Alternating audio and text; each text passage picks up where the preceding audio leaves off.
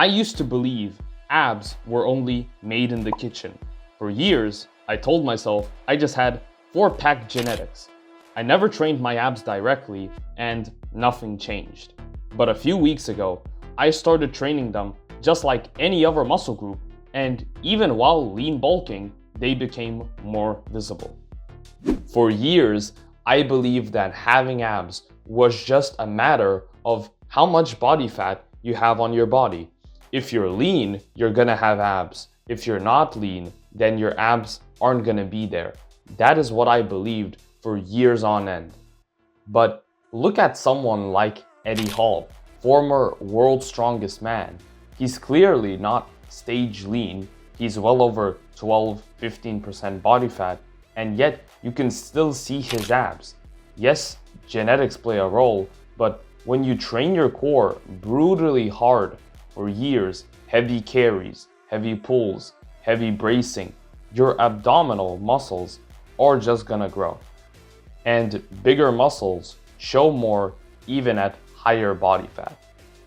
So in this video, I'm going to be showing you exactly how I started building my abs and the mistakes that kept me stuck for years. Let's be clear. Your abs are not made in the kitchen, they are simply revealed in the kitchen. So what does that mean? If you are over 20% body fat, then your abs are simply not going to be very visible through your physique. So it really does not matter how well developed your abs are or how good of genetics you have. If you are over 20% body fat, it's going to be way harder to actually have your abs being visible, simply because your abs are just going to be covered in a layer of fat. Now, I would say that your abs are going to be the most chiseled, the most shredded, anywhere from 8% body fat up to 15% body fat. If you're getting closer to 20%, your abs are going to be less and less visible. But I would say that people can actually maintain the amount of leanness from anywhere from 12 to 15% body fat year round, as long as they are actually disciplined with their diet. And the best way to actually reveal your abs is simply by being in a caloric deficit, right? And a caloric deficit basically means eating less calories than you burn. So basically eating anywhere below your maintenance from 200 calories up to 500 calories, right? And I wouldn't recommend to actually be in a bigger deficit, but you might be thinking, wait, I wanna actually lose weight. I wanna actually get shredded and reveal my abs and look chiseled just like you. But that does not work, okay? Because if you are in a bigger deficit, it's going to be way harder to actually lose fat on your cut. You might be thinking, wait, how does that work, right? But by being in a bigger deficit above 500 calories, it's going to really stress out your body. You're going to be way more likely not to just lose fat, but you're actually going to be more likely to lose muscle on your cut. And that's not something which we want. We don't want to lose our gains as we're on a cut. We also don't want to lose our testosterone, simply because your body is going to be in such a big stress because it senses that you're basically kind of starving and you're not getting enough vitamins and minerals. So I wouldn't say to actually be in a bigger deficit above 500 calories, and the sweet spot for most people is going to be anywhere from 200 to 500 calories, and making sure to be patient on your cut and actually losing weight slowly by slowly. You shouldn't be seeing like these big weight drops in your scale, but actually going ahead and gradually losing weight. And that's going to be the best way to actually minimize the amount of muscle loss which you'll be having on your cut, and maximizing the amount of fat loss which you'll be actually losing on your cut. Now, since abs are only revealed in the kitchen, that does not mean that your abs are not built just like any other muscle. And so many people treat their abs as if they're like some sort of special muscle which actually grows through loads of high repetitions and cardio workouts. But no, your abs are just like simply any other muscle group, and they grow through progressive overload, basically being, are you able to actually increase the weight? Are you actually able to do a harder variation of exercises, to do more reps, to actually be progressing week by week, not just actually sticking with the same exercise and doing the same amount of reps. And they also grow through volume. So basically, how many sets are you able to do week by week?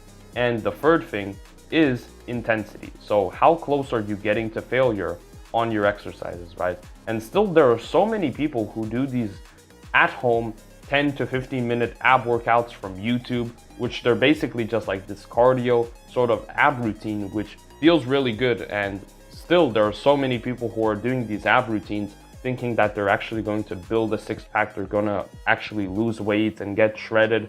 But that's not how it works, right? Because by doing these quick ab routines, which people are saying that, oh, if you do this ab routine for a certain amount of time, you're actually going to lose all your belly fat and you're going to reveal your abs. That's not the case, because most people actually feel a really good burn through these 10-minute ab workouts, these cardio ab routines, which these fitness influencers make.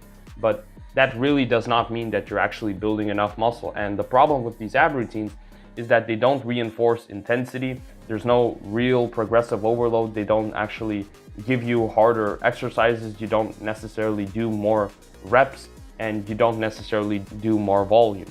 So if you really want to actually build your abs, you must be following a similar routine, or you can actually follow the exact same routine, which I've been doing for a few weeks now, and I've simply seen the best abs which I've ever had. And I can do this all at home, and I do this routine up to 2 times per week, simply on my off days from the gym. So I perform each of these exercises till failure, and I rest only 60 to 90 seconds in between each set. And the first exercise is being leg raises. And I make sure to actually control the negative on this exercise in particular. And I actually, at the top of the exercise, I also get my hips and then I thrust upwards to actually give a really good squeeze on my lower abs. And the next exercise is doing reverse crunches up to 3 sets. I really make sure to actually control the negative on this exercise as well.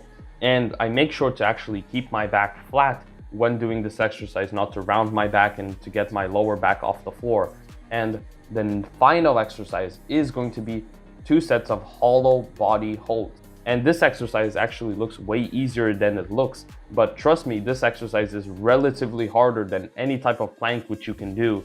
And this exercise is going to be really brutal at the final few minutes of your ab routine. And this ab routine will take anywhere from 15 minutes to, I would say, 17 minutes. And you can perform all of this on your off days in the gym, or you can simply do this at the end of your workout. It really does not matter. I can say that most people can add this to the end of their workout up to like 2 to 3 times per week, and you'll be relatively good. Summary of this video is that by actually being in a caloric deficit, by being lean, is going to make your abs way more visible. But if you actually train your abs, you're not just going to have good looking abs, you're going to have great looking abs. And all of the people which you might be looking up to who have really good abs, most of them actually train their abs and they put in work in order to get their abs the way that they are.